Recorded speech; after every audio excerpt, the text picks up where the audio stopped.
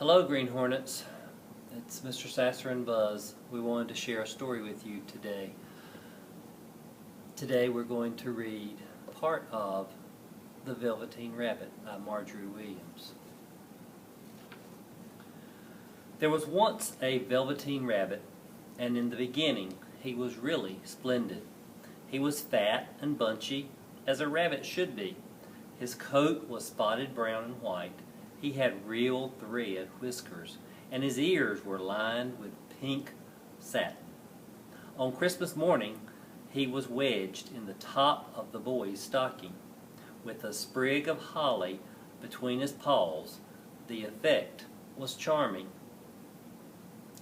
There were other things in the stocking: nuts, oranges, and a toy engine, and chocolate almonds, and a clockwork mouse.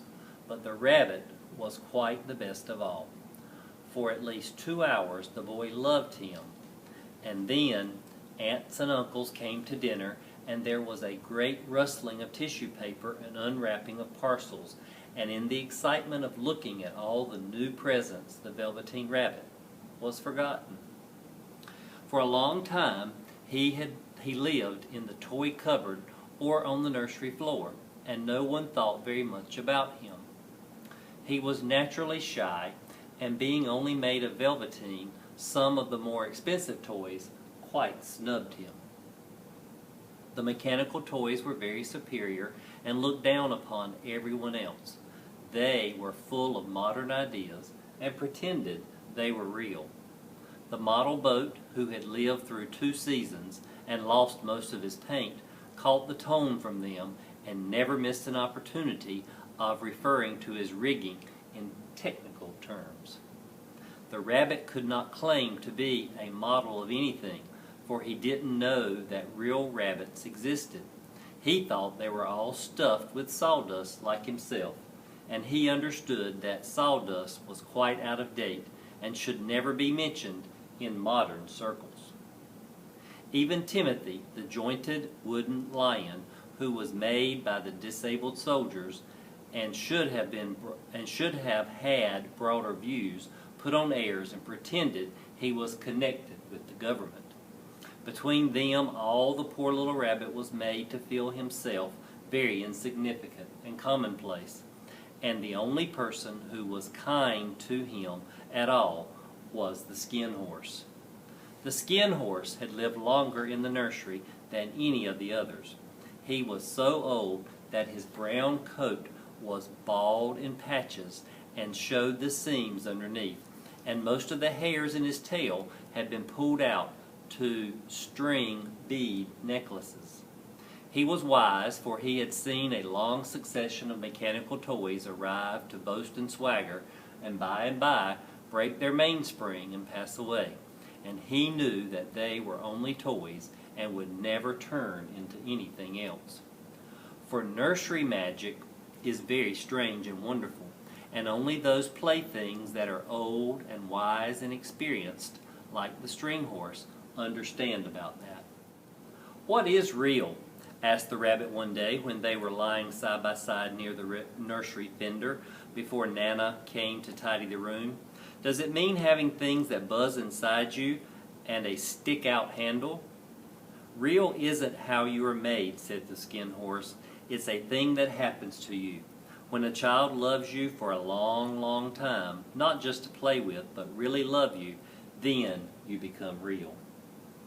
"Does it hurt?" asked the rabbit. "Sometimes," said the skin horse, for he was always truthful. "When you are real, you don't mind being hurt."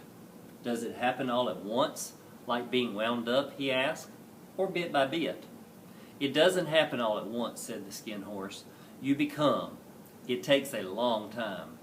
That's why it doesn't often happen to people who break easily, or have sharp edges, or who have been carefully kept. Generally, by the time you are real, most of your hair has been loved off, your eyes drop out, and you get loose in the joints and very shabby. But these things don't matter at all, because once you are real, you can't be ugly, except to people who don't understand." "I suppose you are real?" said the rabbit, and then he wished he had not said it, for he thought the Skin Horse might be sensitive. But the Skin Horse only smiled. "The boy's uncle made me real," he said. "That was a great many years ago, but once you are real, you can't become unreal again. It lasts forever." The rabbit sighed. He thought it would be a long time before this magic called real happened to him. He longed to become real, to know what it felt like, and yet the idea of growing shabby and losing his eyes and whiskers was rather sad. He wished that he could become it without those uncomfortable things happening to him. There was a person called Nana who ruled the nursery. Sometimes she took no notice of the playthings lying about, and sometimes for no reason whatever she went swooping about like a great wind and hustled them away in cupboards. She called this tidying up, and the playthings all hated it, especially the tin ones. The rabbit didn't mind it so much, for wherever he was thrown, he came down soft. And one evening when the boy was going to sleep, he couldn't find the china dog that he always slept with. Nana was in a hurry, and it was too much trouble to hunt for china dogs at bedtime, so she simply looked about her, and seeing that the toy cupboard door stood open, she made a swoop. "Here," she said, "take your old bunny. He'll do to sleep with you." And she dragged the rabbit out by one ear and put him into the boy's arms. That night, and for many nights after, the Velveteen Rabbit slept in the boy's bed. At first he found it rather uncomfortable, for the boy hugged him very tight, and sometimes he rolled over on him. Sometimes he pushed him too far under the pillow that the rabbit could scarcely breathe. And he missed, too, those long moonlight hours in the nursery when all the house was silent and his talks with the Skin Horse. But very soon he grew to like it, for the boy used to talk to him and made nice tunnels for him under the bedclothes that he said were like the burrows that real rabbits live in. And they had splendid games together, in whispers when Nana had gone away to her supper and left the nightlight burning on the mantelpiece. And when the boy dropped off to sleep, the rabbit would snuggle down close under his warm chin and dream, with the boy's hands clasped close around him all night long. And so time went on, and the little rabbit was very happy, so happy that he never noticed how beautiful Velveteen fur was getting shabbier and shabbier, and his tail coming unsewn, and all the pink rubbed off his nose where the boy had kissed him.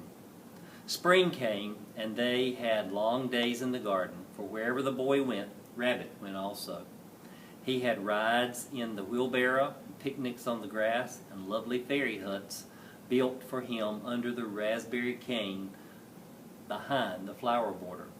And once when the boy was called away suddenly to go out to tea, the rabbit was left on the lawn until long after dusk, and Nana had to come and look for him with the candle because the boy couldn't go to sleep unless he was there. He was wet through with the dew and quite earthy from diving into the burrows the boy had made him in the flower bed. And Nana grumbled, and she rubbed him off with a corner of her apron. "You must have your old bunny," she said. "Fancy all that fuss for a toy." The boy sat up in bed and stretched out his arms. "Give me my bunny," he said. "You mustn't say that. He isn't a toy. He's real." When the little rabbit heard that, he was happy, for he knew that what the Skin Horse had said was true at last. The nursery magic had happened to him, and he was a toy no longer. He was real. The boy himself had said it. That night he was almost too happy to sleep, and so much love stirred in his little sawdust heart that it almost burst.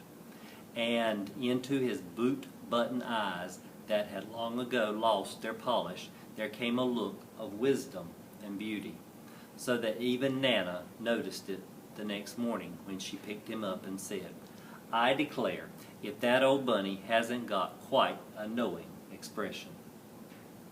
And we'll stop there today.